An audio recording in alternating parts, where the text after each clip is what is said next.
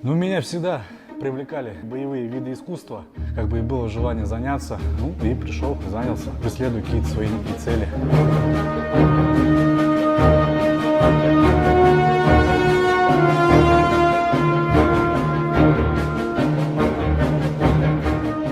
Первый раз я пришел на бокс, когда мне было, ну, наверное, где-то к 19. Вот, позанимался я там 3-4 месяца, ну и прекратил заниматься.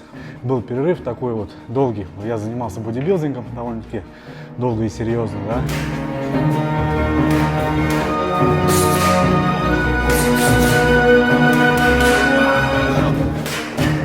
Ну, я знал, что есть такой Георгий. Встретились мы с ним в «Динамо», где-то, наверное, месяца так 7 назад. Ну и вот начали тренироваться.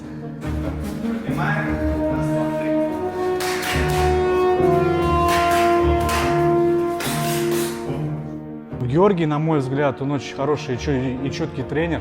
Я сам по себе очень такой тяжелый подопечный в плане развития, да, потому что у меня много мышечной массы. И мне, если честно, как бы бокс дается как бы трудно.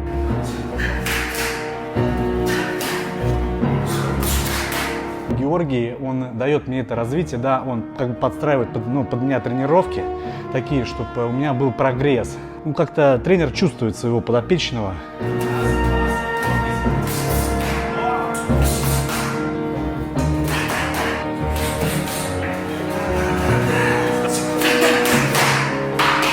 Бокс, боевое искусство, это, ну, прежде всего, это искусство. Да.